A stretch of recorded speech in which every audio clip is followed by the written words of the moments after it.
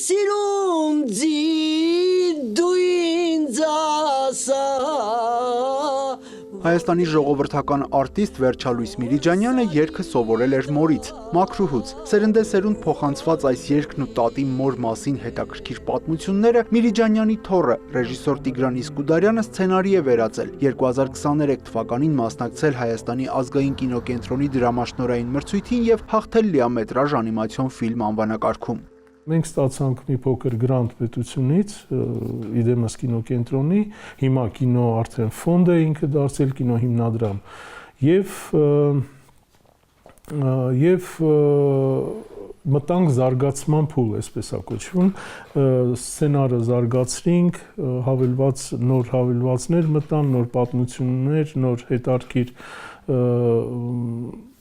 էլեմենտներ հայտնվեցին սցենարում։ Անիմացիոն ֆիլմի սցենարը գրվել է իրական փաստերի հիման վրա։ Վերջալույս Միրիջանյանի մոր Մաքրուհու կյանքի պատմությունն է, ծնունդից մինչև մահ, հագեցած հոգեբանական վերլուծություններով։ Մաքրուհին տան 8-րդ երեխան էր, հայրը կաշառելով հոգեվորականին դստերը կնքել է որպես տղա երեխայի, աղջնակին իր հետ որսի է տարել, թողել է խաղալ միայն տղաների հետ, իսկ որ ինքն աղջիկ է, Մաքրուհին հասկացել է հասունացման շրջանում, երբ մարմնով նմանվել է քույրերին։ Ու Մաքրուհին հանում է իր այդ տղայական շորերը, հագնում է աղջիկների իր քույրերից մեկից մյուսից վերցնում է շորեր, վերցնում է ղավալը այդ դհոլի փոքր տեսակն է, այսպես ասած, ու դուրս է գալիս փողոց, երգում, պարում, այսպես այդպիսի բնություն ուներ ինքը։ Պատմության իրական հերոսներին նկարել է Տիգրան Մանգասարյանը։ Նկարիչն ասում է, թեև կերպարների մասին ինքն իր պատկերացումներն ուներ, բայց դրանք այդքան համոզիչ չէին լինի առանց ընտանիքի զավակի, Տիգրանի միջամտության։ Որոշել են անիմացիոն ֆիլմից զատ նույն պատմության հիման վրա նաև կոմիքսների գիրք ստեղծել։ Միշտ արճակատում պիտի լինի, դա շատ բնական երևույթ է, բայց գրքի պարագայում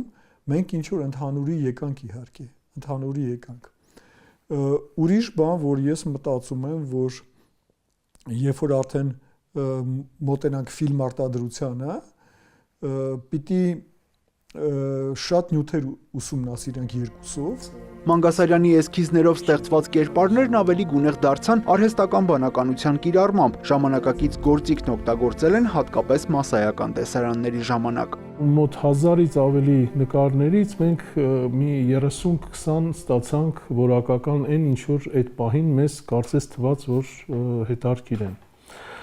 Մի խոսքով, հիմա մենք ունենք այդ փնտրտուքի էտապում ենք, փորձում ենք հիմա եթե կինո հիմնադրամը հայտարարի եւս մեկ մրցույթ,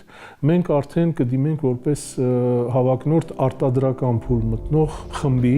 Մաքրուհի լիամետրաժ անիմացիոն ֆիլմի հեղինակները հույս ունեն, որ մոտ ապագայում կսկսեն ժապավենի ստեղծման աշխատանքները եւ հոգեբանական այս ֆիլմը վերջապես կհանձնեն կինոսերների դատին։